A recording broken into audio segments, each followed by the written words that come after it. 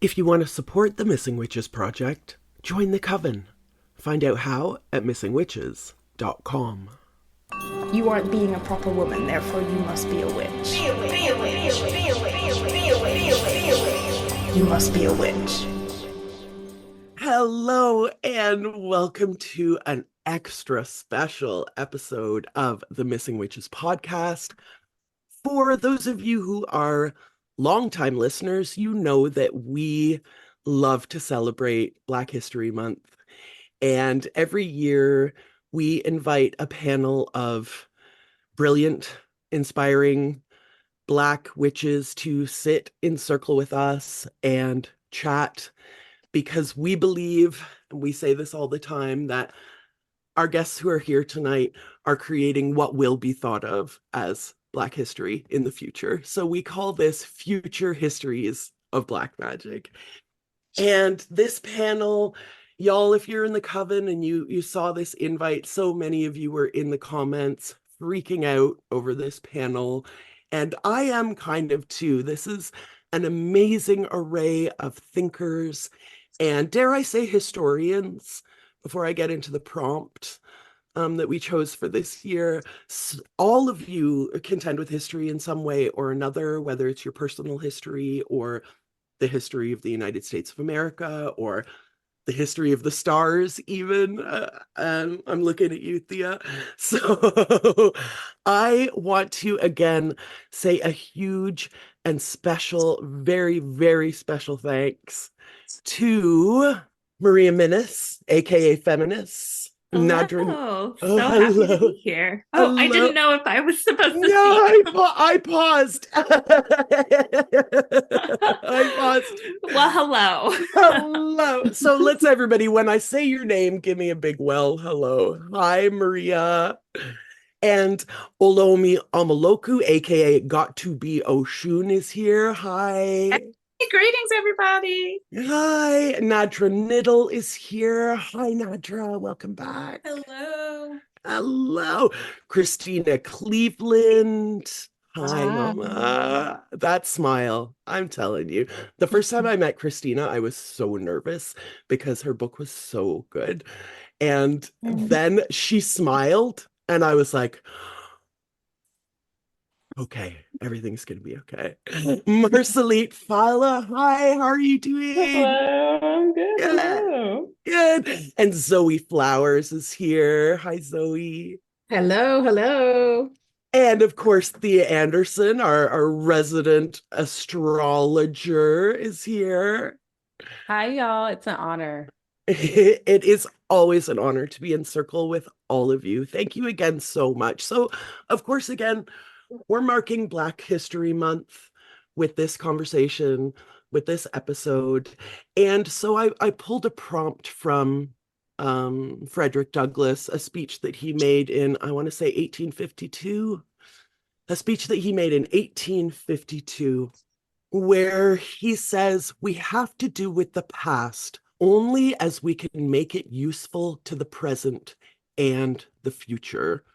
So I feel like a lot of us, again, are encumbered either by our own personal history or American history or global history. And sometimes it can be difficult to figure out how to make use of those feelings for the present and the future. Again, whether that's our own personal history or a global history that we are contending with. So I want to start by asking you to introduce yourself. There's that old saying, you're under no obligation to be who you were 5 minutes ago. So we always ask our guests, even if you've been on the podcast 5, 10 times, I want to know, who are you today? Where are you today? And I mean that in a metaphysical sense. Like, where are you at? How are you contending with the past? But let's just start with an introduction. So I am going to turn to Zoe Flowers, who happens to be in the top corner of my display. How are you? What are you? What's going on, Zoe? Tell me about the past, present, and future. Sure. Thank you again for having me. Love to be on the panel again. Yeah, I've been sitting with this question since I saw it. I'm well, as well as, can be expected with everything going on. My pronouns are she and they, and today I'm calling in from Connecticut, also known as the land of the Podunk and the Pequannock people. So I just wanted to start out with that first. So I think I'll just call myself a storyteller today, since we get to choose every day, and that's kind of the vibe I've been in since the beginning of the year. This history piece. So I'm in my mother's house, the house she grew up in, the house I spent a lot of time in. So it's also my grandparents' house. I came here during COVID at the very beginning. I thought I'd be here till April because, of course, it was going to be over in April. And still here, going back and forth between Brooklyn, here in Brooklyn. And so I've been confronting my past like every single day. What did it mean to be, growing up as like the sensitive, weird kid in the family, um, healing those wounds, repairing the mother wound day by day. Sometimes I do it better than others. And yeah, and I've also been wondering about the history of my grandmother because I remember her doing things. She's from Tipton, Georgia, so I remember her like sweeping the front doorstep. I remember dream books by the bed. So there are certain like witchy things that I remember that they would have never called witchy. Um, so yeah, so I've been, I renovated this house, took about a year and a half, still more to do.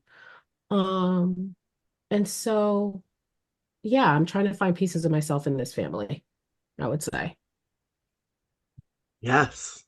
And as it is, we are literal pieces of our ancestors. That's what makes our DNA, right? But then what about what we do with those bits of DNA and how we go into the world? And Yeah. being in your mother's house, I imagine like literally and metaphorically is like a lot to contend with. Yeah, yeah, it is. But we're making it through. Of course, of Mhm. course. I mean, we all come from our mother's bodies and, in effect, our mother's houses, and it affects us all completely differently. I am not a mother, but I know that Olomi is one. And maybe you want to tell us, Olomi, about the mother wound from both sides of that, being a child and also being a parent. I Hi. I'm so glad you asked. I'm happy to be here as always. It is always a blessing and an honor to be amongst those that know, and a specific blessing and honor to be around sisters that know. So grateful, always grateful. Oh, the mother wound.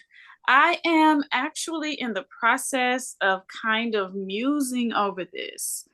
Over the winter holidays, I was just thinking about how a lot of the way that we view our mothers is still through a patriarchal lens. So there are so many ways that our mothers were just powerful beings and the leaders of the family. And that translates to bitches. It's a bitchy translation. And it's like, if your father was there, then he ganged up on her with you. Both of y'all thought she was a bitch. And if he wasn't there when you did see him, he still thought she was a bitch. So it's like you're looking at her still through a patriarchal lens. And I always hope and pray that for each of us, we can come to a point where we understand that for most of us, our mother was the first strong woman that we were taught to despise, the first Oh, strong feminine presence that we were taught to despise for her strength. In ancient times, it was understood that your mother was the being whose responsibility it was to push you to your highest level. And so you expected your mother to tell you what to do and do these things and do it. Now we see that as nagging, as worrying. Oh, she made me do all these things I didn't want to do. Whereas in ancient times, that was part of what made her the goddess. We were like, of course, yep, she's going to come along and write the whole script, and I'll just follow it up until I'm ready to follow my own.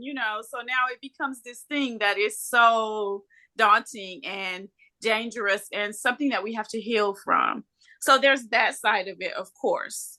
And that comes from not only me being a mother, but my mother being an ancestor. And so much of our relationship is better now that she's an ancestor, because there's so many things that she can say that she couldn't say while she was alive. So there was so many pressures on her to make me be a particular type of person.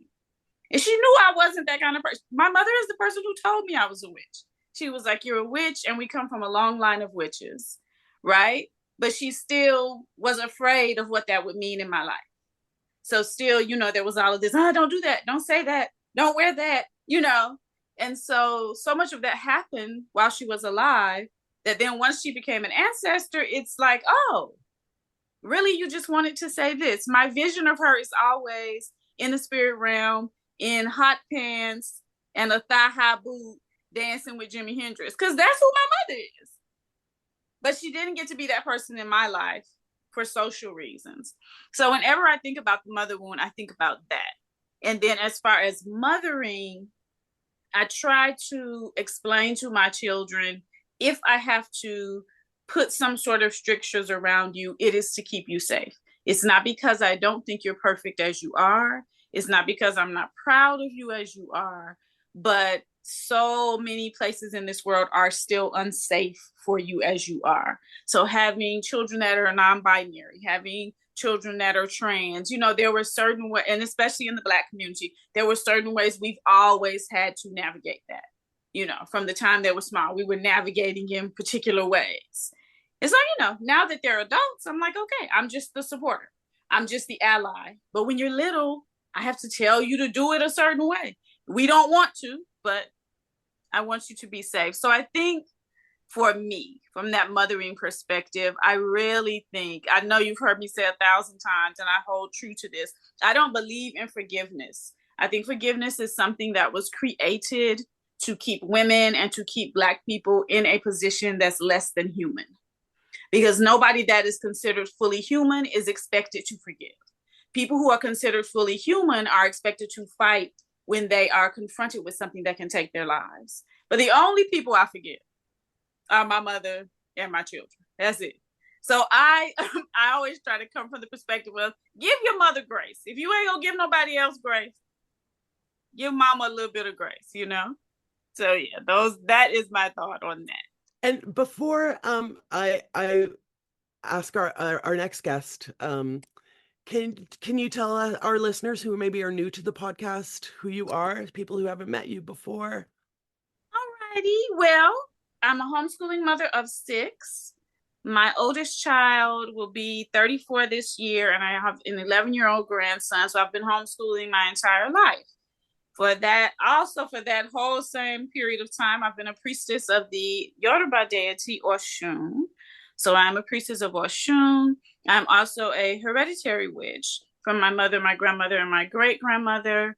And I am the teacher and the creatrix of what we call Black witchcraft, the Black witchcraft lifestyle, being a witch and making sure that you're incorporating your Blackness, your diasporic Africanness, and those aspects into your craft.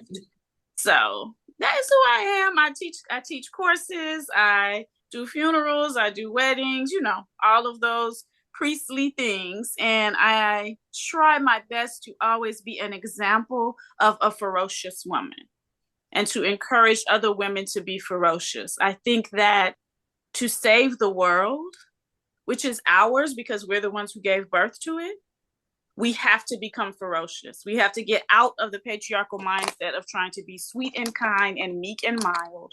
And we have to realize that motherfuckers are coming for our creation. And we've got to be fucking ferocious. So yeah, that's who I am. Yeah. And there's like a ferocity that is somehow tender that comes off of you. It's you're such a paradox, and that's one of my favorite things about you. You're like equally like terrifying and comforting as a human. So thank you for existing inside the paradox that we all do. I want to move to Sherry Schoen, that hoodoo lady, because you arrived just as we were doing our brief introductions, and so I missed your name. So also with us tonight is Sherry Schoen, aka that hoodoo lady. It's so good to see you, Mama. How you doing? Highly favored, y'all. I am so grateful to be around all of this love and magic. I love this time of year, and I love that the work that we do can be so eclectic, but yet still from that same unified spirit.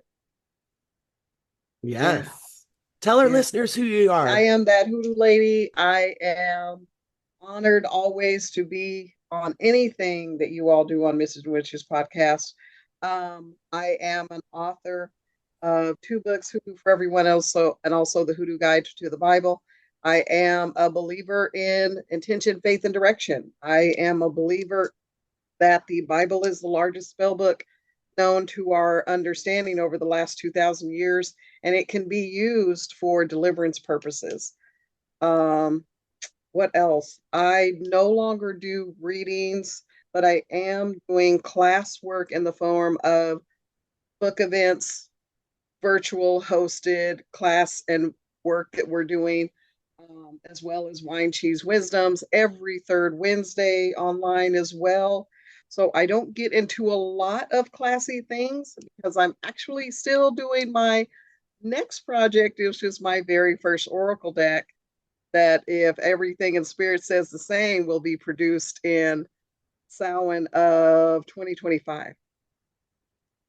Well, I'm looking forward to that. I cannot wait to see your deck. Y'all, the artist is from Peru, and I just every time I look at the artwork, I just go, that's mine. That's mine. That's all yours. Jeremiah 29:11. We're It always is. preaching that I'm here Jeremiah to give 29:11 at each exactly. other. It's about bringing forth that thing. It is all for good. It is all for your forward movement, right? The times of us thinking that, to me, the times of us thinking that deity or your ancestors or your guides are there to put a thumb on you and put you in your place are over. That to me, when I want to encourage you and inspire you, I'm doing it to push you forward as you want, because I believe the deity loves you exactly who you are and what you are. They're not asking for you to change, but they're giving you the tools to change if that's what you want. Okay. Sherry, can you tell me, how do you define deliverance? So how I define deliverance is very tactile. It is very action oriented and very now. So if I need rent paid, that's deliverance.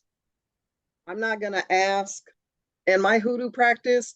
I don't ask hoodoo for, I can, but I don't ask hoodoo for what hairstyle I need. I can do that some other way. I can pick a card for that, right? I can pick out a card. Now, if I see the tower card, I go, oh, time for a new wig. Great. Total change.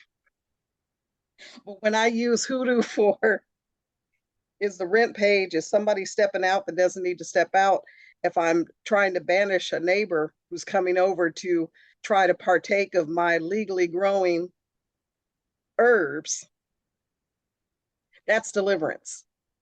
That's an absolute need that you are needing to come about with some kind of change that you want to influence your world. If I want to change the vote, if I want to cover myself in protection before I go out and protest so that I can get the right to have an abortion, these are the things that are deliverance to me. Versus, I'm just going to ask for deliverance that when I drive down the street, I get the best coffee. That's not deliverance work to me in my world. My world is when you're coming to something with a place of urgency. When my daughter was growing up, we would ask her, me and her other mother would ask her to have alacrity. Are you doing this with some kind of urgency? And she would go, oh, no. Okay, there are times to be urgent and there are times not to. When there's a fire happening, that's urgency to get that fire out. when there's something else going on, that's not an urgency. If you have time and your Maslow's hierarchy of need is being met at the first and second level, probably not urgent. But if you're not be getting food, shelter, health, that's urgent. That's deliverance. Thank you. Maria, I thought of you when Sherry said, maybe the tower card just means it's time for a new hairstyle or a new wig. I freaking love it. I love it. Yeah. Tell us about your book that just came out and who you are. And hi, Maria. Love you. Hello. I'm so excited to be back. Thank you for having me. I am so grateful to be in community with all of you today, both everyone who's in the room with us as well as the listeners. Thank you for tuning in. So yeah, I'm Maria Menace. I consider myself to be an unapologetically Black, earth worshiping, Jewish, autistic, queer woman who's and I think you can sum up my work that I'm a tarot reader, I'm a teacher, I'm a ritual facilitator, and my work centers around blending spirituality with magic, liberation work, and also eroticism in everyday mundane life. I think that there is so much self-development that you can do with spirituality, but what is the point if it ends when you die, right? Like, it has to extend beyond yourself. I think the end result of all of our magic should be to cultivate a more equitable and empathetic planet. And I consider myself a vessel, a future ancestor, and I am so proud of the book that I just had come out, Tarot for the Hard Work. It is an anti-racism tarot workbook that I have written for all kinds of people who care about tarot, people who don't, people who know a lot about tarot, baby tarot readers. And honestly, I also wrote it for white people and people of color because I have to admit, and this is one of the hardest things I've ever had to admit, is so I come from the sticks. I come from Virginia, right near the West Virginia line. Not even going to bother telling you the town, but just to sum it up, my county was called the breadbasket of the Confederacy. So I am ashamed, but not afraid to admit that I'm working on my own internalized racism. And that's why when I wrote this book, I started it with an intro that says, I'm not the boss, I'm not the master, I don't have the answers. I'm doing this work alongside you. And that's a God honest truth. I'm doing the work and I am teaching people what I'm learning along the way, but I'm also trying to inspire people to come up with their own strategies and understand their own sort of superpowers and how they can superpowers that they can leverage within themselves, within their relationships, and in their communities. Because I feel like all the work that we do toward this more equitable and empathetic planet ripples, and it ripples beyond what we can ever fully perceive in our human bodies in this human life at this time. I think that the root of all of our work and honestly all of our existence is interconnectedness. And I know we'll talk more about the prompt that you shared, but I repeat it over and over again. None of us is an island. And this mass rugged individualism is a huge part of why we are where we are. And what do we have if we don't have each other? I think I don't have anything if I don't have my health. And part of my health is community. And I care a lot about bringing people together and helping people empower themselves to see themselves as agents of change rather than just passive bystanders in a world where convenience seems to be king.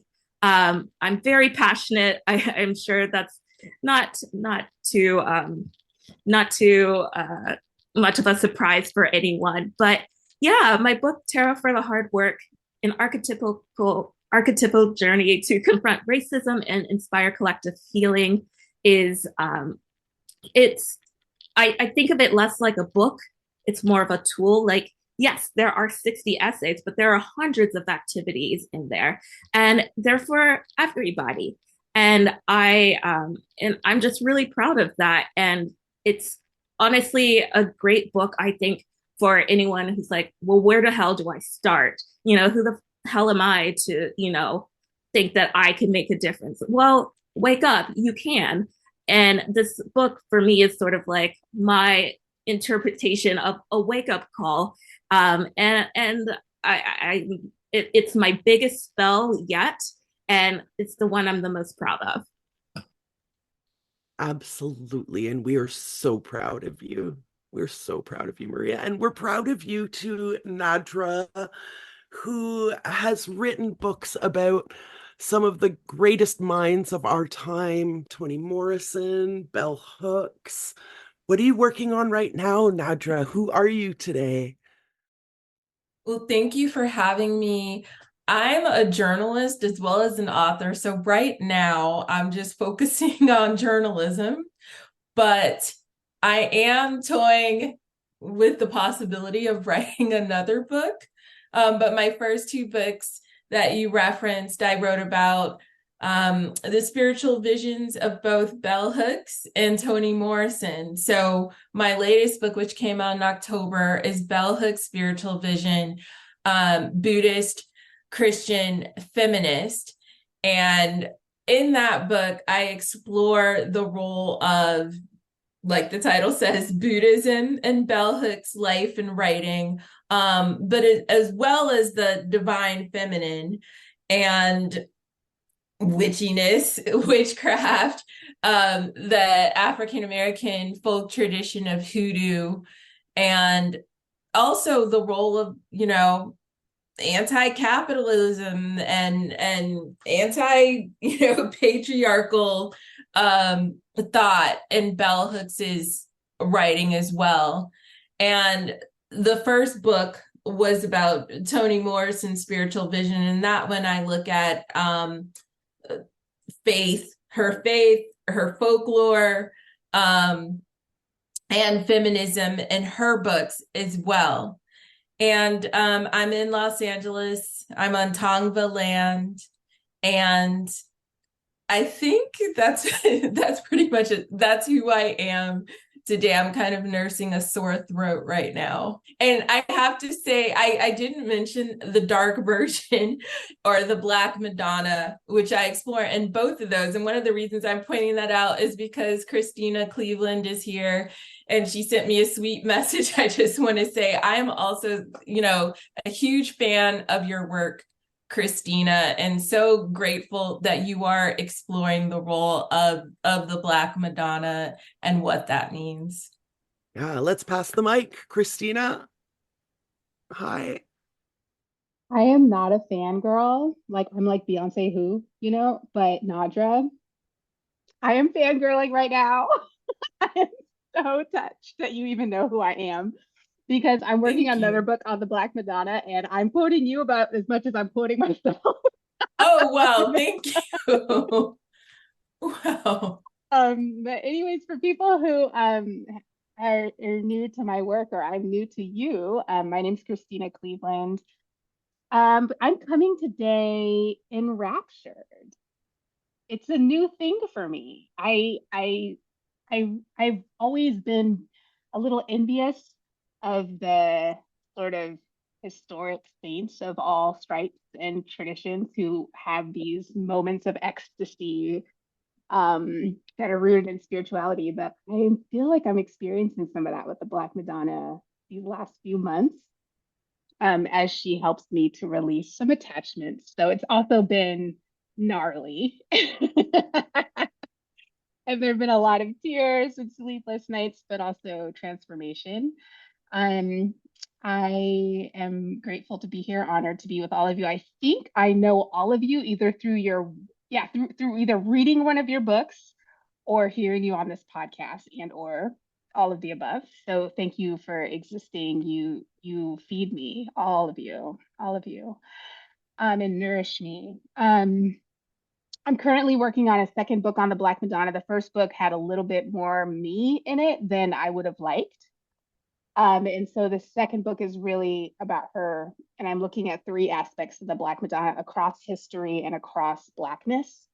And icon of resistance, a term I borrowed from Bell Hooks in the way that she described the Black Madonna, mother of abundance, and then nourisher of Black souls, also borrowed from Bell Hooks. So that's kind of those three aspects I'm looking at, and writing in, from what I know, the first book for Black people on the Black Madonna.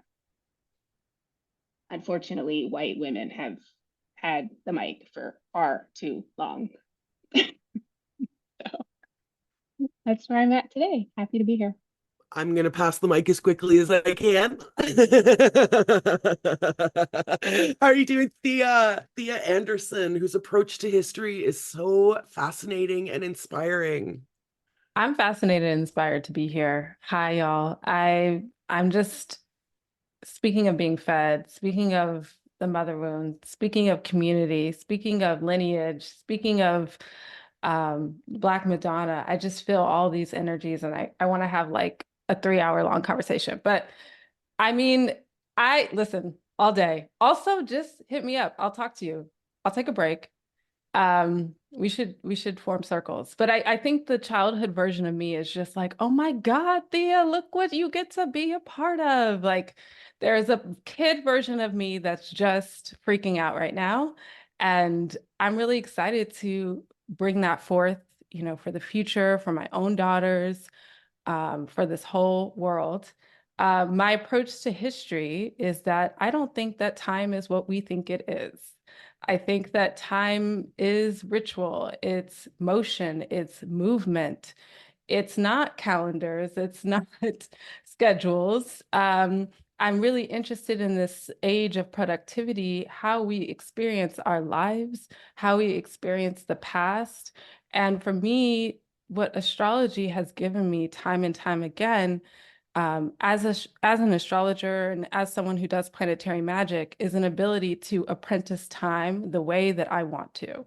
And so that means looking at things that are on the edge of the archives, understanding what is the story that I want to tell. We're all here telling stories, and history is the telling of what has happened and what is happening and what will happen. It also points to that. And so I just, there's that. What am I working on? Okay, I have a lot of Gemini placements, so I work on a lot of things at one time. So if you ask me, I'm like, but most recently I finished a piece, and it was the same editorial team who helped me bring forth the Harriet Tubman piece that I published in the Mountain Astrologer 2 years ago. So this one is looking at the astrology of a discovery of mass graves in the town of Sugar Land, Texas, where I grew up, and it was the graves of they call them the Imperial 95, but the people who died working where they stood during the time of convict leasing. And the studying those charts and what led to their discovery had been, I would say, an obsession for far too long. I would like to write a book about it at some point, but the article feels like a good resting place for now. So I talk to ghosts as well in my astrology. That's really important to me. They're just here. Sometimes I get frustrated because I'm like I feel like I've wrought all I can from a chart, and then 3 months later I'll wake up in the middle of the dream and it'll be like, there's more here. So it's a flat 2D chart, but I view history as also like the spiral that I can keep going in, and that's sort of what a horoscope shows me as well. But I give readings. I'm the chief of staff at the Channy app, so I get to work with brilliant people. It's a feminist-led company, just doing things in a completely different way. I love the work that I get to do. And yeah, that's it. That's you in a nutshell. And Thank you. it's a big old nutshell. Thank you so much for being here, Thea. And Marceline Fella, an incredible scholar and also a powerful, powerful spirit. How are you contending with the ritual of time these days? You say me? My headphones cut out right as you turned to me. I'm so sorry. I was like, right now, really? How am I contending with time? Well, I'm well. So hello everyone. Thank you all for having me. This is such a wonderful space. Really honored to be around such powerful people. So my name is Marceline Fiala. I'm a scholar of Black religion. I currently am a assistant professor at Emory, where I teach classes in Africana religions and in Black feminism. And I think what I wanted to say today was what I'm excited about right now is teaching. I'm really excited about teaching. It's all consuming, but it's what I'm excited about. And so last week, I don't know time. But last week, my students, I do a lot of ritual in the classroom because I try to make religion not taboo.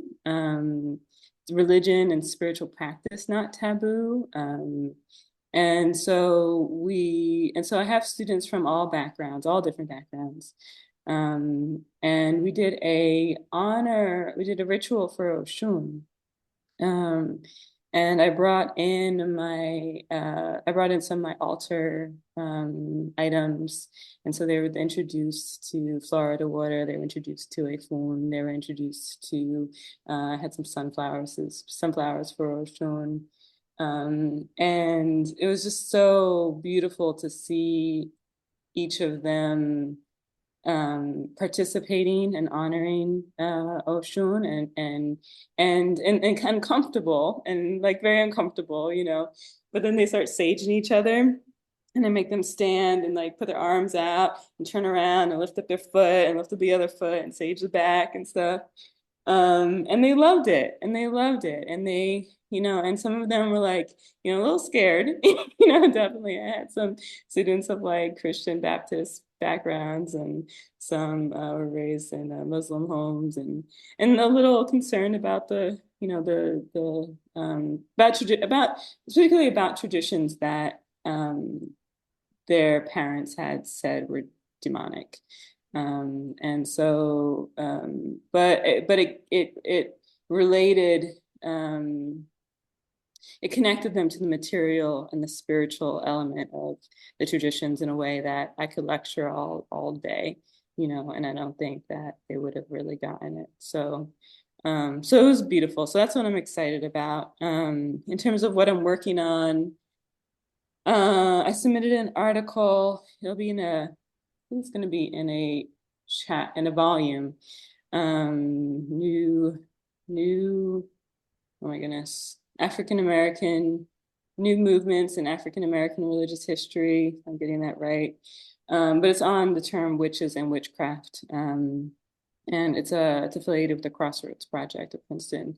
And it's on the terms witches and witchcraft and how African American people have been using this term for a very long time, and that the terms are not exclusive to white practitioners. And so I did quite a bit of archival and primary source research to uncover how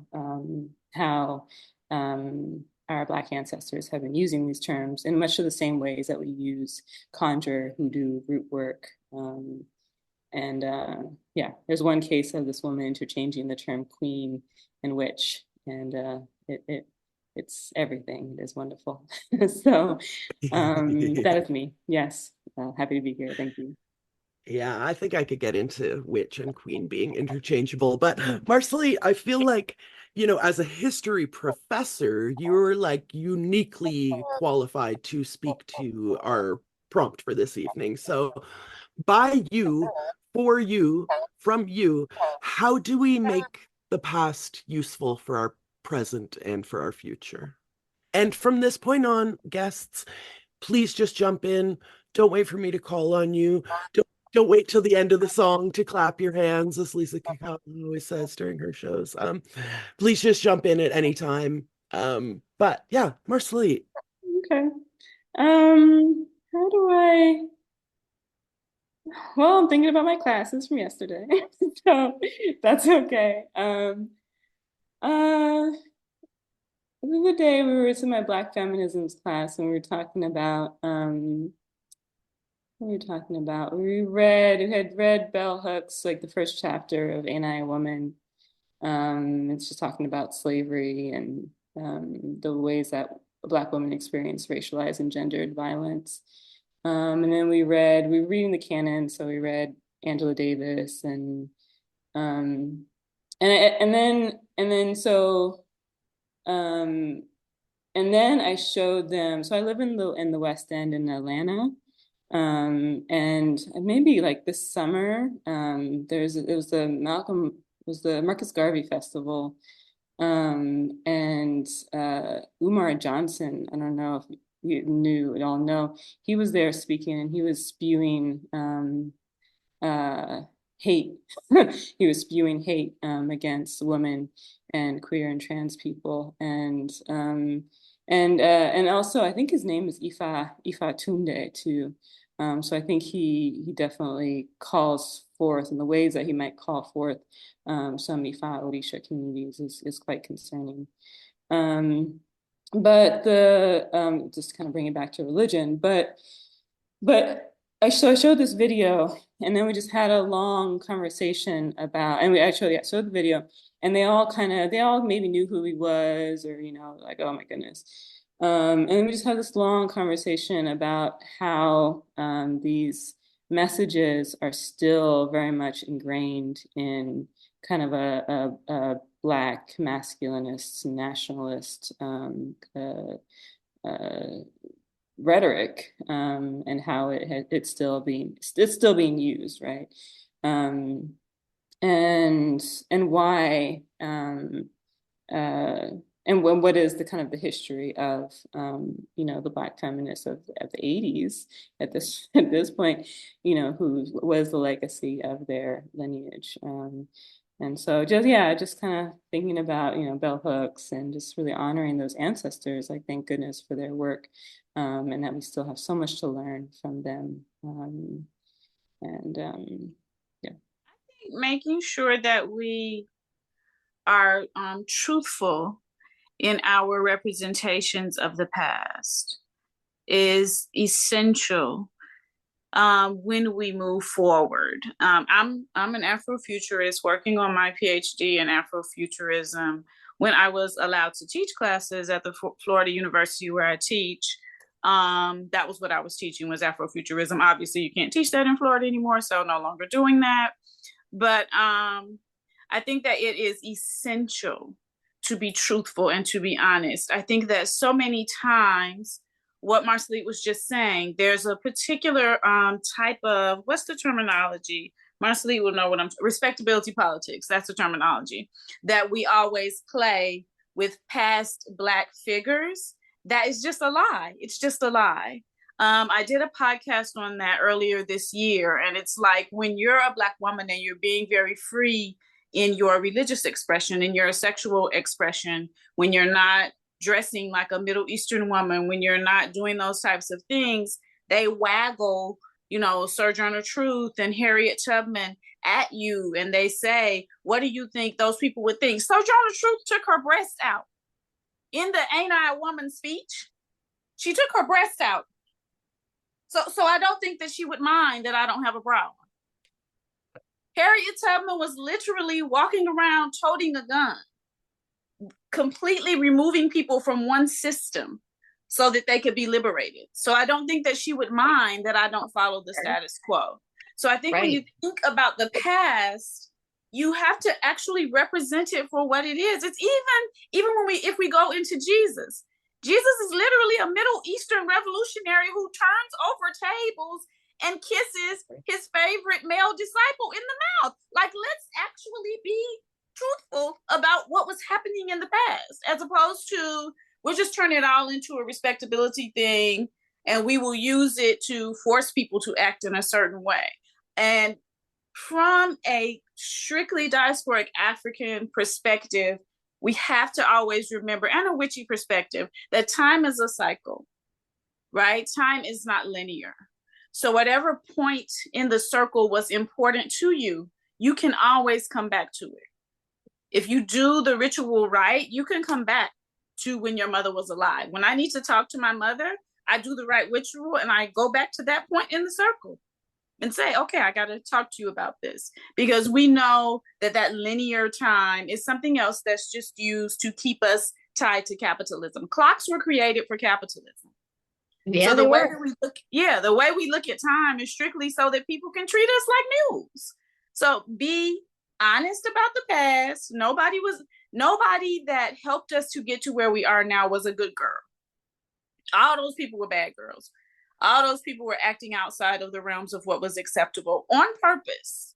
So that, first and foremost. And then second of all, stop treating time as if it's linear and therefore feeling as if you've run out of time, or therefore feeling as if you don't have enough time, or feeling as if you're too old to do this, that, or the other. You're too far in some linear cycle to do this, that, or the other. Treat time as the circle that it is, and go back to whatever point in the circle you need to go back to fix some shit. A lot of time that helps us to heal trauma. Go back to that point in the circle and fix it, you know? I am loving that. I want to continue that discussion. So I had a dream last night that I was driving and my car's right-hand mirror was askew. It was just flat out, just wonky, y'all. Like, just, it was the only rear view, right? Only the rear view mirror. And whoever's listening or however you're interpreting that, for me, I took it as when I have moments of anxiety or fear or wonder, and I feel like I want to go back, I have to be careful, because there are times when spirit doesn't want me to go back because I'm supposed to be going forward. But then I love what you were saying. There are absolutely times when you need to go back and heal. And I believe that currently, with many mental health professionals and currently with different religious institutions, they try to hold the past as if it was so beautiful and so wonderful, and all of us should go back to that point, that it does prevent you from looking to the future and looking ahead and going, that wasn't me. That's not me. I'm not even claiming that anymore, right? Because I could. And as if I am meant to keep my rear view mirror askew, then I'm not going to look back there yet. I'm going to keep just moving forward and driving ahead and going, y'all got this. Whoever it is that's y'all, for me, that's who has this. And then that takes away that need or that fear to go about a clock, which I believe, if I'm right, correct me, y'all, but I believe that clocks were first figured out so that they could have, at least the clock system we have now where we have timetables is really just for trains to get materials to and from East and West Coast in a matter of time, so that you didn't have train crashes. That was it. They were like, we needed to have a time to make sure that when this train leaves, this one comes through and we get all of our chattel and everything, which unfortunately included some of us, back and forth. So that in itself makes me think time is irrational, right? But then also, if I look at, because I'm gonna throw a few Bible verses in here. If you look at Galatians 3:28, it says, there is neither Jewish nor Greek. There's neither slave nor free. There's neither male or female. You are all one. And so now I'm going to go, oh, well then, hell.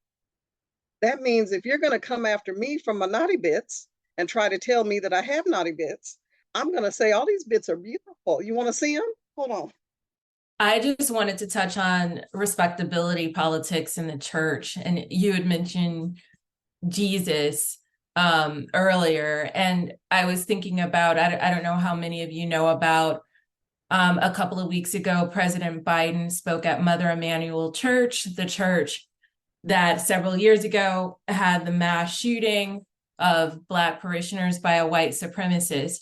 Well, when Joe Biden was speaking there recently, there were protesters who stood up and accused him of genocide, and they were shamed and told that they shouldn't have done that. This wasn't, church is not the place, to take political action, despite having a political figure there. But people brought up the example of, Jesus turning over the tables of the money changers in the temple as an example of Jesus, was willing to take political action in the church. And so I was thinking about that when someone earlier was talking about how we try to impose respectability politics even on historical figures. And I also, in a very different example, am thinking about Jonathan Majors, who in his domestic violence trial supposedly kept telling his ex-girlfriend that she needed to be a Coretta, like a Coretta Scott King. And I just thought, those are two examples of respectability politics being applied in very screwed up ways, in my opinion. And what did Coretta's daughter say? Keep my mom's name out of your mouth. Yes, and that her mother was not a prop. Her mother was an activist. Her mother basically was, as someone said earlier, a bad girl, Yeah. And didn't this is Zoe, by the way. And didn't one of the other someone from the King family also came forward and said, stop trying to sort of whitewash Martin Luther King as well recently. And I feel like this was the first time that we're hearing that as well. I've been thinking about, as far as the past, this sort of the censorship that's happening, the active censorship. It's Ola Omi, is that correct? So you were talking about your work in Florida, right? So you being censored, and then also people self-censoring themselves with everything that's happening. And so as an as a writer myself, I started actually going back and looking at different artists who spoke up during McCarthyism. Like, I know some of the stories, but I don't know really about visual artists like Romare Bearden and things like that. And so, because I have been struck by how silent some of our more popular people in the world, I'll just leave it at that, have been with the genocide happening globally. And I understand that that's not a new thing, right? Like, you're talking about Harriet Tubman, you're talking about Sojourner Truth. It was always sort of a few folks, moving people forward, and the masses just kind of doing whatever the masses do. So I was just, I've been compelled to go back and look at who were the artists who spoke up during McCarthyism or during the civil rights movement, just so that I could try to get some context for what is happening now. Because I'm like, is it my imagination? Did I just imagine when people were active during the 60s? Because that was the story that we were told, or what's really happening here. So that's the journey that I've been on, and I've been actively I've been on Facebook for like a while, but I've been actually posting Black artists in particular who have been speaking up, in the past at various times in history for social justice and things like that. A lot of this is Thea, a lot of what's being said too, just to pin it to like the current astrological time frame. And we're talking about respectability politics and how that has to go, has to be garbage. And it's just bringing up the fact that the South Node right now is in Libra, which is that sort of, the shadow side of Libra can be very people pleasing, right? That might be the part that has to be disposed of. And the North Node, what we're hungry for right now is that sort of like buck the system, the call for like, what are we going to fight for? What do we need to do? It doesn't care about making friends. And so I think about the fact that we're in that timeline right now and that we have eclipses coming up in the spring. And it's interesting to see how we get there from here. I've also been thinking a lot about censorship as well. I think that's one of the things that I didn't foresee with, well, maybe a year ago looking at this timeline, but as you get closer, you can see how Pluto, the planet of power, into Aquarius, the collective, is both an opportunity for us to strengthen our collective power, our grassroots power, but it's not a given. Because the other side of that, I think, is what I see is like the censorships or turning school libraries into detention centers, banning books, all these kinds of things that are happening. Also, just the fact that there really is no social media. There's like ads, you know? So like we were promised these things that we would be able to, communicate and have power and be able to connect. And I feel like we can't take it as a given. One of the messages that keeps coming up for me this year in 2024 is that we have to take it. We have to claim it. And we have to be willing to fight for it. And I just really like this idea we were saying just now, Zoe, of people who have done this in the past. And where can we go to that for just anything real? Like, because it's not in the media, it's not in the news, people, it's not mainstream unless it's like individuals. It's in a, yeah. That frees me in a particular type of way, Thea. So thank you for that. My mother was a hippie. I was born in 1969. My mother was a hippie during those times. And I grew up feeling like the age of Aquarius was something that I was promised. And I did take it all as a given. I mean, by the time I came into womanhood, abortion was legal. My mother was so proud. My mother had 5 daughters, and she was so happy that we would never have to have children that we didn't want to have. Like she would just, she would just be so gloriously happy for how our lives were going to be. And I was the first person in my family line to go to an integrated school. So it was so many things that the mothers of my generation felt like they had put in place for us. And, my mother, because she was a hippie, literally did call it the age of Aquarius. And she was like, it's fine. You guys are going to have it so much better than us. And so much like what you just said, I took all of this for granted. And I did not think, I knew that, I was going to have to fight for something. I mean, it's the world. We're here. We're playing the game of life. There's going to be things you have to fight for. But this stuff, the week before last, they banned dictionaries in Florida schools. So that I literally didn't think I was going to have to fight for that.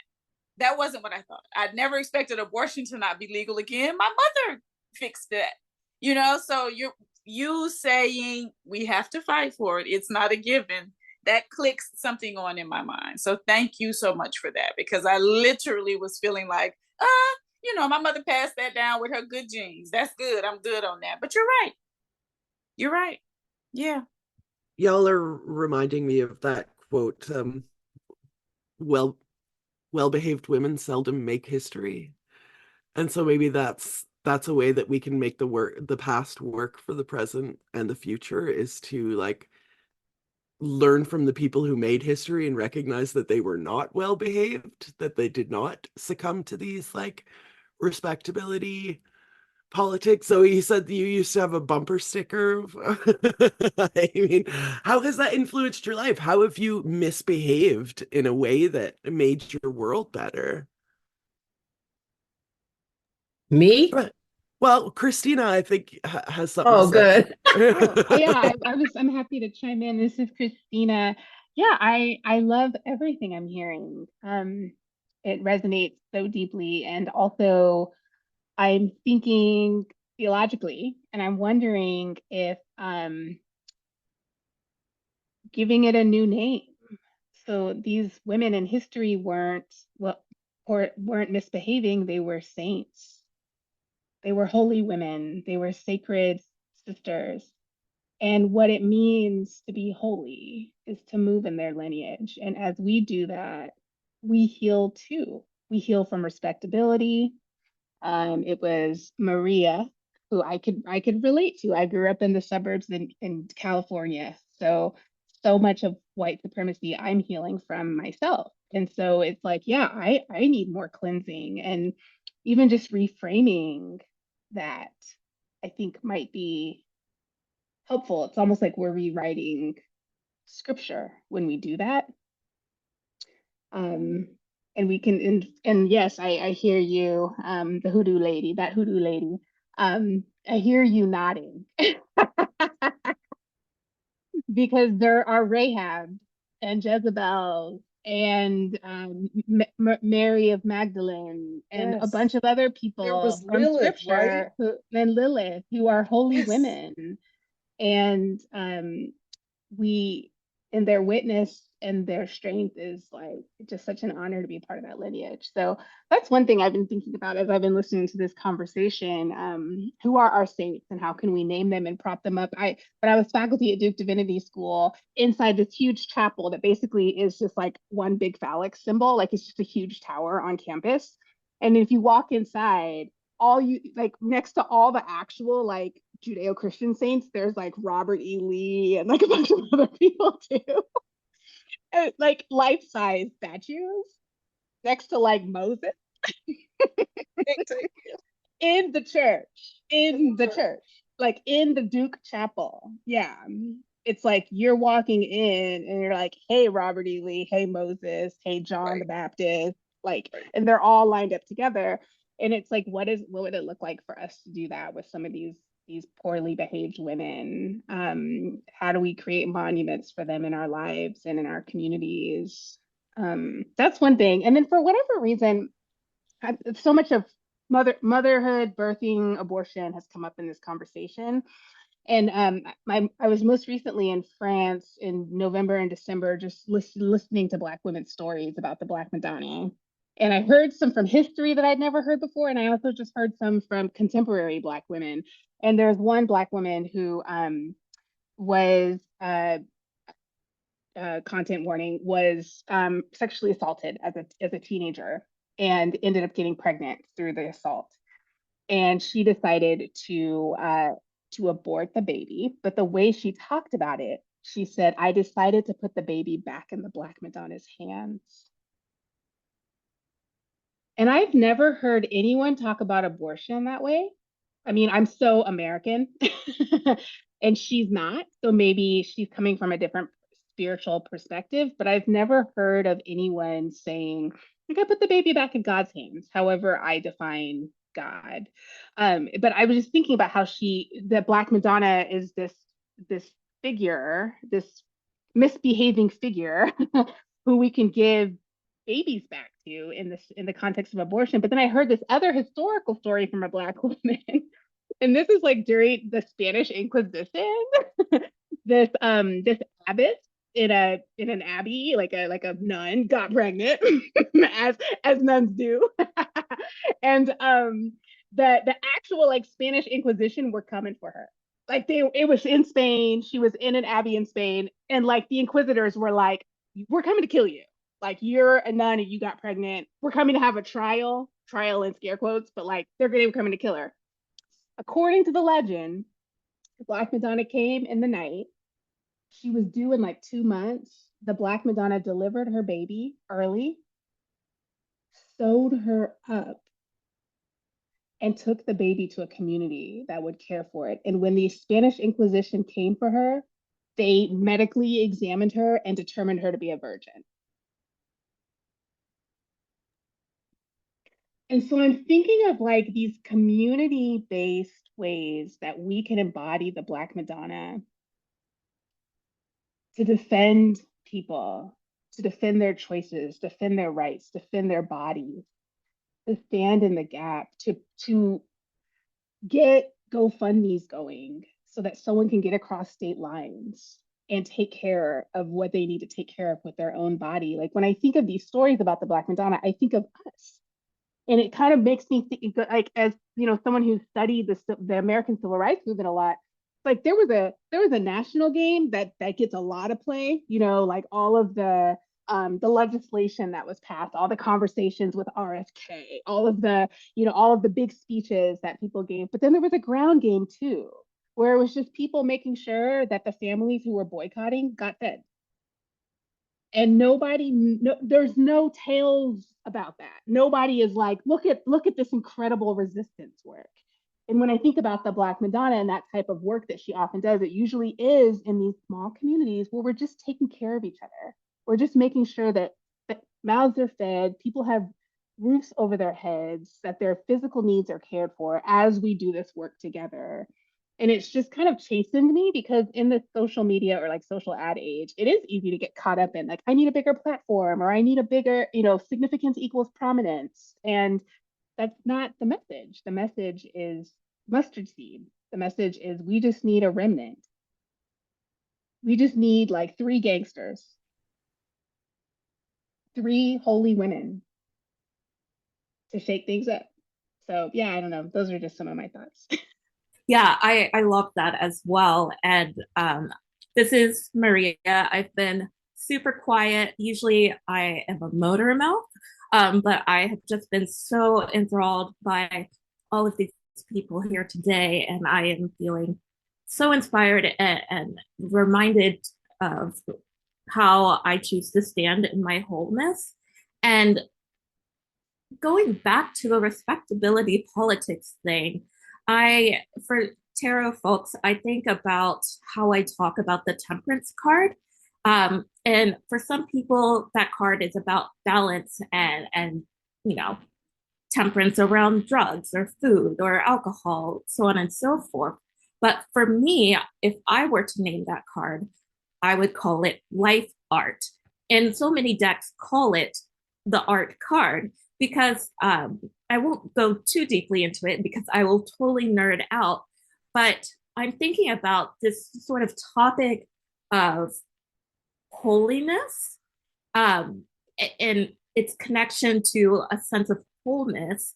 And that connects us to the interconnectedness of all things. But holiness and wholeness, I think, for us starts within. And I'm thinking about how I feel my own holiness. And I think that shows up in the remembering of all my parts, like remembering and refusing to compartmentalize my wholeness. Like one thing about me is that if you are subscribed to my newsletter, follow me on Instagram, know me anywhere, I'm very open about my life. I'm very, I share the good, I share the bad. And that's just a part of my processing and healing. And I don't recommend that for everyone. It's not obligatory. That's just something I choose to do. And one way that I feel whole that I think has been that some people have tried to quell is that I share very openly that I am a very sexual person. I met my partner at sex camp,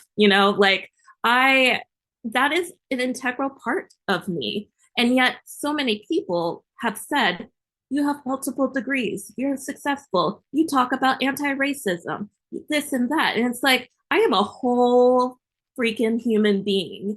And if you don't like that, that's okay. But I'm standing in my wholeness, which makes me feel holy, which makes me feel interconnected with all that is holy. And that's what I live for. That's what I fight for. And so this sort of respectability politics, I think, is just, one of the many strategies that the dominant, quote unquote, dominant, I prefer to say dominating members of our society try to distance ourselves from our wholeness and try to sort of feed into this idea that everything you need is external. You don't feel whole here? Go buy this product. Go take this class. Go do this. Go do that. And it's like, no, like I've been whole this whole time. I am my mother's daughter and nobody can tell me different. And I stand tall in that. And I think my my relationship with respectability politics has come at a little bit of a cost. You know, I've lost people who once supported my work, who are like tired of me just being like, this is what I did today, and it was really erotic and lovely. And it's like they just want to put you into a little hole. And it's like the more fragmented we are, the more power we give to the forces that want us to be fragmented. It's like it's sort of like how much we are expected to work. It's like they want us tired, so we can't fight back. They want us to feel like we're in so many different places and so many different times that we don't have enough, that we tell ourselves that we don't have enough to offer. Who are we to do this? I'm just this, I'm just that. When you take away that compartmentalization and be like, okay, I'm a full ass human being, there is something so powerful in that. And no amount of respectability politics can tell me that I'm wrong for that. That's my truth. I'm speaking for it. I'm not for everyone, and that's okay. But I know for myself, I am whole and I am holy, and I'm so grateful for that. Real quick, when I think about respectability politics, I think of Black witches, I think of Zoe Flowers and your poem in praise of the witch. And I always come back to that. I love it so much. That's all I wanted to say. Zoe, maybe you could call up the poem and read it for us when we get to the end, so that our listeners can have the same experience that Marceline is having thinking about it. Olomi, maybe I'm mistaken, but I seem to recall there being in your book, Ona Agbani, there's a discussion of this like holy HOLY and holy WHO, et cetera, et cetera. Do you want to expand on this notion of holiness and wholeness for us? It's literally what I was thinking about when Maria was just speaking. And I completely agree that from a witch perspective, that's our redefinition of that term. And in my book, in Ona Agbani, I really took liberties to redefine, because I find that the English language and the way we've been taught to speak it is so lacking, especially in explaining spiritual nuances. And so when we think about holiness, and not only that, but those words have connotations that then have become harmful to us. You know, if people say a righteous woman, if people say a virtuous woman, there's connotations that have hurt us. So I felt that way about that word holy. It has a connotation that has been harmful. But using holy with the two L's, you know, fully with the W, and then with the two L's being full and fully present and fully here in your body and unapologetically existing, that's the actual holy. Like Maria was saying, that's the actual holy. That is the full thing. And that is how you're able to access your magic. And that is how you are able to share it with others and heal and help and protect. You know, you have those moments that you always hear people talk about where somebody's mom lifted a car off of them. That's a holy moment. You're holy in your body, and suddenly you're able to do this thing that you need to do. For me, that's the magic. So yeah, that's why I did it that way in the book, to show, be holy here. Don't worry about this other term that makes us feel small and makes us feel not enough and makes us feel, you know, unclean and unworthy. Don't worry about this other term. Actually think of it as being holy yourself, fully yourself, and then you'll be comfortable being as holy as you possibly can. So yeah, I was literally thinking about that. Yeah. It's a great book, listeners. I've recommended it 100 times, but here's 101, Ona Agbani by, I believe your author name for this particular work was Ilosa Kalatunde. Yeah, it's my my priestly, my title. Yes. So Iolosha Oshunyemi Akalatunde. Yeah. Sherry, do you want to drop in on this like non-synonymous relationship between sweetness and holiness? My goodness, there's so much in my head right now. Y'all are getting me. And then of course, then my male dog had to try to attack my female dog, and I had to go help her. And I was like, that's just acting out in what we're already talking about, right? So when we're thinking about this holiness, y'all, in my tradition, holiness was this epitome of the church mother or something like that, where they were always coiffed to the T and they were always, whatever. And they had the fruit of the spirit for them was meanness. Yes. Yes. How can I yell at you in the back How can I row? yell at you? How can I control you? In Jesus' Especially name. to the women. Yeah. If you're going to be a mother of the church, you are going to dominate, just like my dog tried to with my little dog. You're going to dominate all the other women in the church to protect this phallic man that is the minister, so that he can be the lion amongst all of the what? Okay, so there's that image. And then I had just put in the chat about, and this is Shashiri, and then the other part was the moon symbol in tarot, right? Where she's, to me, identified as female, walking around naked with all of her animals and crustaceans and everything at her feet, drawing water, to me, for herself, not for anyone else. And to me, that's a holy experience. That's the perfect time that you are creating sacred self and the sacred space for self, where you are in that moment with you and whoever you define as deity. And you all are cleansing, you all are healing, you all are banishing, you're coming after somebody, whatever you need to do. And to me, that's holy work. What I have not had a lot of experiences with is, biblically or otherwise, saints, like many of us were saying, that were brown and black. When I first read about the Black Madonna, when I was in Italy, everyone was saying, "Oh no, that's just ash. That's just the ashes from the." Okay, we know what that is, and I'd love to have one. I'd love to have one, because other than ancestors, when I think of our own sacred texts, they rarely have any black and brown women that are saints. And then growing up as a black woman of faith, what does that mean? Does that mean that I'm never going to be holy enough, that I'm never going to stand up enough to sainthood? What does that mean?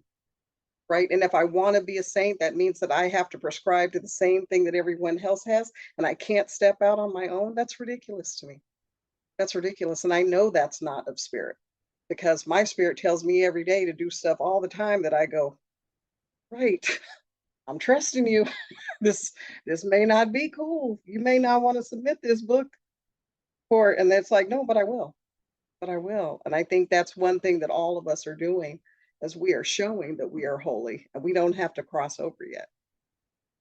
We are showing that we are absolutely the person to be, without having anyone else tell us what that looks like, in our own pride and walking out on our own faith. Yeah, that's what I got. I wonder too, I don't know if you all have this experience, because I don't know your age, because you're Black women, and so you could be 20 or 80. I literally have no idea. But I'm 43 now, my grade's coming in, and I live in Minneapolis, where there are a lot of like young Gen Zers who are Black. And so I'm like a Black auntie now. I didn't know, but like at events, they come speak to me out of respect and stuff. And I'm like, oh wait, that's me now. Which is powerful, because I wish I'd had a Black auntie who was in conversations on respectability and Black witchcraft and grappling with history and rewriting history. And so I wonder if there's a way that we can be intentional as we move through the world and be that figure in the community who's showing up to these events that are not respectable, supporting them, telling them you're doing a great job, financially supporting them if we can, just because I think so many young people are waiting for the elders to say, you're on the right track. Maybe the establishment doesn't support you, whether the establishment is the church or the academy or whatever, but we do, because it's amazing. I mean, it's just amazing to notice that I'm no longer in the upstart like generation. Now I'm older, and I'm not an elder, but I also have some status in the community. And if I say this is awesome and legit, that matters to the young people and to my peers. And I wish I'd had people cheering me on when I was taking my steps towards liberation and doing things that were illegible to Black respectability, which I think a lot of it is now, especially around gender. And there's still so much work for us to do within the Black community around gender, particularly trans and non-binary Black folks. And so how can we be the ones who are those elders saying, yeah, that comment was not okay. We need to unpack that, because this is a human being here. And this like tradition doesn't matter. Also, trans people have been here. But you know how Black people try to say that nobody was trans. And I'm like, no, they just didn't come around because y'all are the worst. But anyways, I grew up in a Kojic family, so. Yeah. Yeah. That always makes me so angry, because I grew up in Columbia, Tennessee. We had like one street light, one McDonald's, and I grew up around trans people, right? I remember my mother saying, call these people her or she, if that's what they're asking you to call her. I have this whole experience in my little tiny, and Black, they was Black too, in this little tiny Southern town. So I'll be 55 this year. So I hate hearing people of my generation saying, this is something new. I did a YouTube video about it years ago because they were swearing up and down. I think Umar Johnson may have spoke on it, that Marceline mentioned earlier. That's when I was living in Atlanta. And I think he came to speak on it. And he was saying, it's being caused by the amounts of chicken that we eating and the hormones in the chicken. And so I had to do a YouTube video. I was like, yeah, these people have always been around. I don't know what you're talking about. This is a normal part of life. It has always happened. I'm from the countryest of the country. And if it was a norm in my town, then I know it was a norm where everybody else grew up. So yeah, I completely agree with that. We, as the older people, I'm an actual elder in my community, have to definitely always be standing up for that and speaking up and making sure that people are not being othered for things that are life. Yeah. Mm-hmm. Yeah, this is Zoe. We're in the same age group. I'm a Gen Xer, so we're in the same age group. And I do have lots of young witches around me, so much so that I be looking for witches my age. Although they call me Big Sis, they don't call me Auntie. But I love it. I love having conversations with them. And, it's like the world had to catch up to us. But along this lines of people's platforms and people continuing to platform people like Mr. Johnson, it does make me wonder about what we can do more collectively to platform, to have, because he stay going on the breakfast, they stay giving these folks platforms that are so harmful, and we hardly ever hear from folks like us. We do our YouTube, we do all those things, and those are relevant, but it's just I'm just wondering like what we can do to have this other conversation be elevated. What did I want to say? I really think that y'all are changing things. Especially Yelosha. Zoe, I think, I'm just so excited about this next generation, this like Gen Z right now. I'm really, they're adopting, okay, let me back up. like 1985, right? Louisa Tish writes Jambalaya. And it comes out and it's a big hurrah because she's talking about spiritual practices that are in some cases closed, and she's kind of making it accessible and open to this broader public. And she spurs like this broader interest in African heritage religions. And then Beyonce, right, in 2017, comes out with the Lemonade album, and there's a growing interest in Oshun.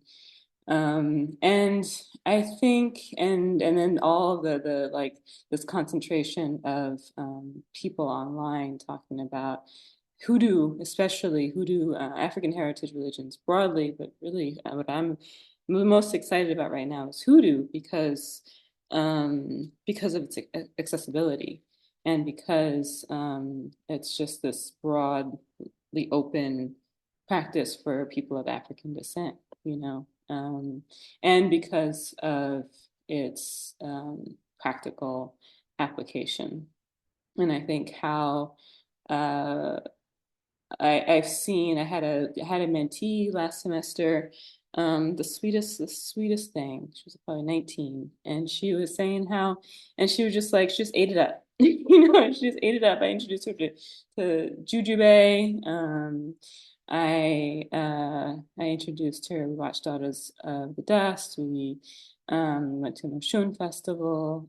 She just ate it up, and then she started realizing that actually there are people in her family who have been practicing these traditions for a long time, and very secret, or maybe they talk to spirits, or maybe they feel things, you know, but they have this within them. And I think and actually she was on a medical track, and then she switched her major to African American studies too. So she'll be doing the work that we're doing too. You know, she'll be in our lineage. But I don't know. I think I'm just not to put it all on them, but I think there is a cultural shift happening, and I think it's happening with spirit, and in conjunction, in conversation with spirituality, particularly as we think of this kind of hoodoo, cultural, spiritual, broad, open, change-making, liberation, inspiring, producing tradition, you know. I'm just thrilled. I'm just thrilled. I'm so happy that the sort of some of the conclusions that we've come to for the prompt, how do we make the past useful for the present and the future, are both to be honest about history and also to rewrite it. And I love talking with witches because we always are like this and also the opposite of what I just said at the same time. And that makes me so happy because, you know, we say all the time, like, light is a wave and a particle. It shouldn't be the case, but this is the universe. This is the paradoxical universe that we live in, where light is both particle and wave. And this can also be our treatment of history as both a particle and a wave of something that we need to be honest about, but also something that we can rewrite and translate for ourselves. I hate to be the timekeeper, but I really want to be respectful of the time frame that we put on this. If you all have a few more minutes, I would love to quickly go around the circle so that you can tell our listeners how to support you in your future making, in your future making of Black history. So, and then Zoe, if you would take us out with In Praise of the Witch, are you cool with that? Good. Let's start with Olomi. What's the best way for our listeners to support you and your work and your creation of future history? All right. Well, I teach classes all the time. Currently, I created a 12 essential lessons for Black witchcraft. So you can purchase that. You can find me at Got to Be Oshun, GOT, the number 2, sorry, the letter BOSHUN.org. And I'm also got to be Oshun on all platforms.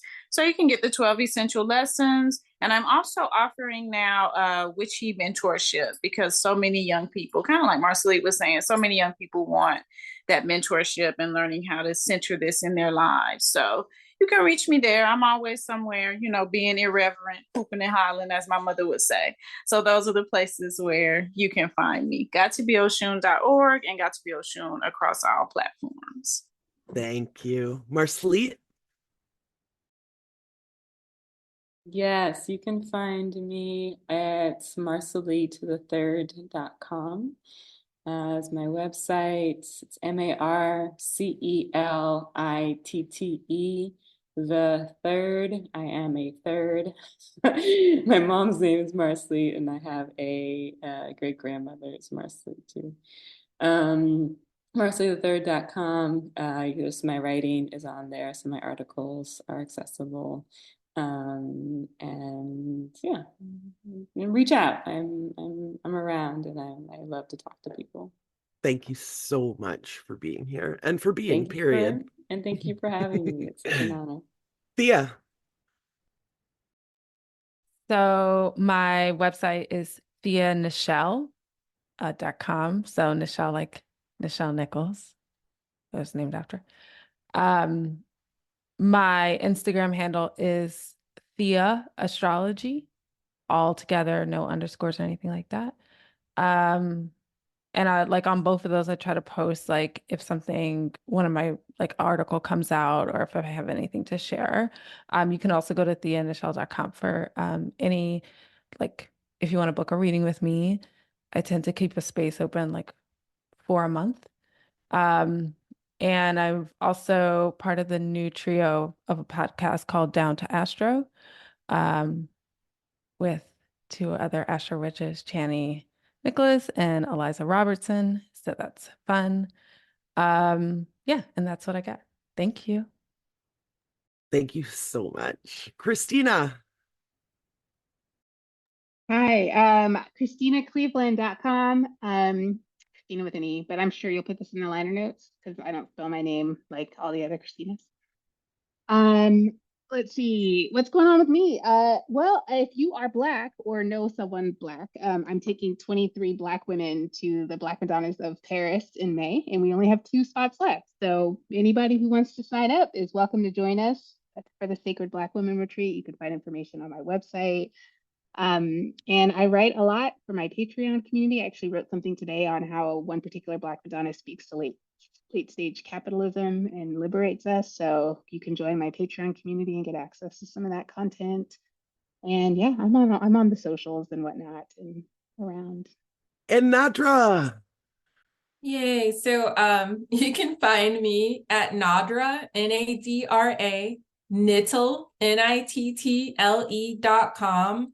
You can support me by buying a copy of Bell Hook's Spiritual Vision, which is available pretty much anywhere books are sold. And if you like it, please leave a review. And also, I am a reporter for the 19thnews.org. So that's the website, 19thnews.org. And it's named after the 19th Amendment, when some women in the US got the right to vote. So there's actually an asterisk next to the 19th to point that out. Thank you for having me. It was so nice meeting all of you. Thank you. And definitely, please, listeners, go and buy Nadra's books like immediately. And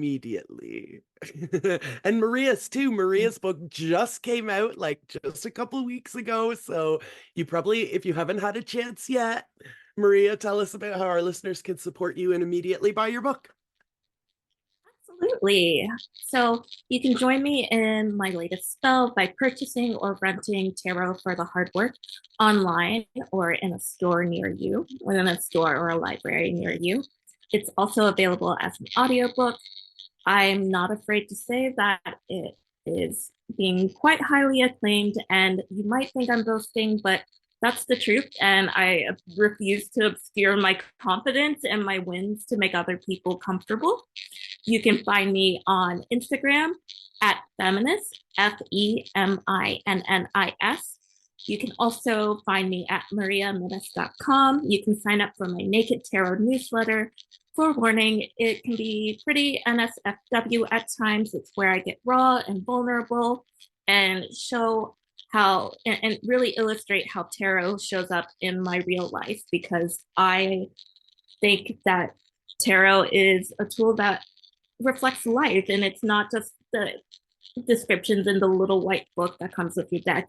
It's real life, and I choose to share my life openly in order to illustrate how tarot shows up in the real world. I'm starting to open up to doing readings again, so you can find information about that on my website. And I'm returning to teaching workshops in the coming months in the US, Europe, and Central America, as well as online. So follow me for more information about that. And thank you all. This is, I'm so in complete adoration of everyone here today. Hard same, Maria. I also want to underscore what Nadra said, that if you love an author, give them a good review. Go online, go on Goodreads, go wherever. It really helps more than you might think. Not just a little like ego boost that the author gets when they see a 5-star rating, but it really affects like algorithms and book deals and all that shit. So if you love an author, go put a good review on whatever website you use to get your books. Thank you for mentioning that, Nadra. I am so excited about my next book idea.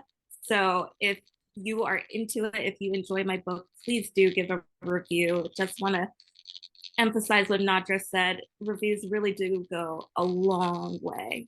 Yes. And we're manifesting that second book right now. That's not even a question. We know. We're eagerly awaiting your second book, Maria. No doubt. It's going to happen one way or another. Oh, all the ways. It's going to happen every single way that it can. Sherry Schoen, that hoodoo lady, my friend, I love you. How can those who also love you support you? So good. So, in addition to helping all of these other beautiful women, Black authors, historians, teachers, y'all, for Black History Month, please buy at least one thing from a Black person. Please support one Black author.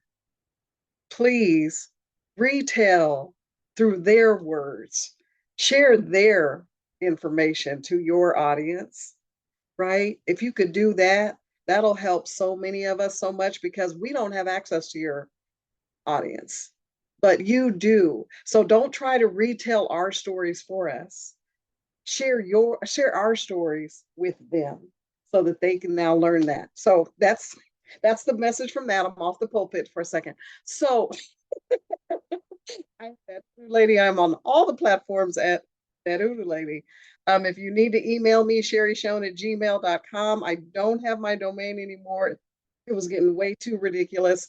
On every third Wednesday of the month from 4 to 6 Pacific time, 7 to 9 Eastern time, you can find me at Wine, Cheese, and Wisdom, where myself, Joy Vernon, beautiful astrologer and also ceremonial magic worker and witch, and also Granddaughter Crow, Native Indigenous shaman woman, all of that, we all get to hang out and do some wine, some cheese, and some wisdom.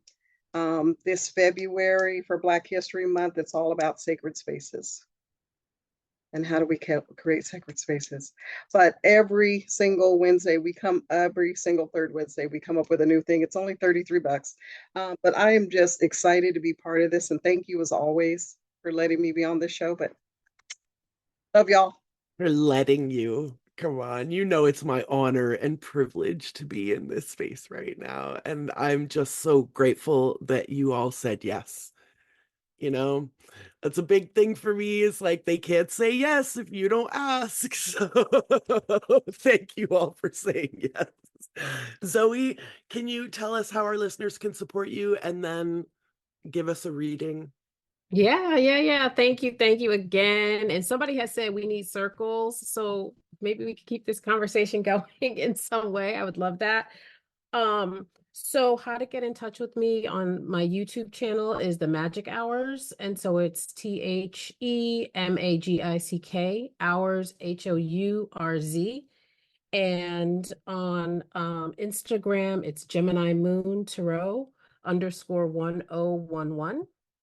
And what else? Oh, my website is IamZoeFlowers.com. So on my website, I'm going to be starting Principles of Ritual classes in the spring and Tarot 101 classes. So lots of classes that you can sign up for on my website. And by my candles, I'm making Reiki and magic infused goddess candles. They're fabulous. Buy one or five. And that's, oh shoot, and I have two books. So this one, which I'm gonna read, In Praise of the Witch. So it's actually called In Praise of the Witch, and then my other book is called From Ashes to Angel's Dust: A Journey Through Womanhood. So I think, yeah, that's all the things. All right, In Praise of the Witch. Earth, we are the elements. Stay close to the ground, omnipresent, 6 feet under. Our mother's blood courses through our veins, out our wombs, down our legs, feeding soil hungry. We are dirty with your sadness, different from anyone you know, omnipotent. We lick wounds and swallow sorrows, name ourselves goddess, are not afraid of the dark. Call on gods, angels, and ancestors when shit gets tight. We are round, full-figured, full of ourselves. Water. We bathe in basil and sea salt. We're shackled, but jump ship anyway. Sharks fed on our flesh. We are ocean now. You eat us unknowingly, drink us in, believing you can suck us dry and quiet our storms, but we are Oya. Settling accounts, we are Ma'at, shifting. You can't box us in, pin us down, or tell our story. Fire. We eat men whole when given the chance, burn sage, incense, candles, tools of the trade, dance under moons full. We are loud, alive, stretch things out to fit our shape. You itch to see us put in our place. We are witch, wise woman, and crone, burned at the stake. Air. But we are immortal. Reincarnated in the poems of our daughters, we are phoenix. Eyes in the back of our head, we are Sankofa bird. Live betwixt worlds. Float through walls you build around us, blowing cigar smoke in your face. We are juke joint. Speak out both sides of our mouths, seeing your future in eggshells. It's not looking good for you. Familiars at our side, we tag Miami, Haiti, and New Orleans with chalk circles. Drink with Legba at the crossroads. Walk on water, masquerading as poet, artist, mama. We eat too many carbs, fall in love with men who are afraid to love us back, and turn our crooked noses up at your traditions. Jazz, poetry, and Sade are our religions.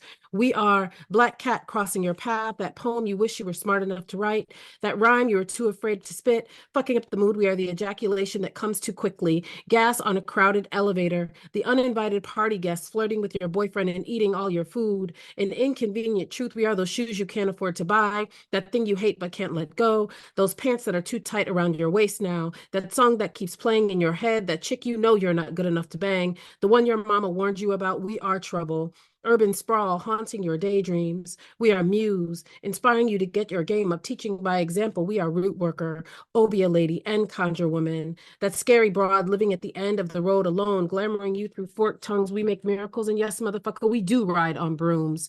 You should be afraid of women like us. Chastity belted, we fuck anyway. Do what we want to do, walk butt naked in the daytime and coming to you at night, carrying blessings and justice in your left hand, machetes and curses in our right.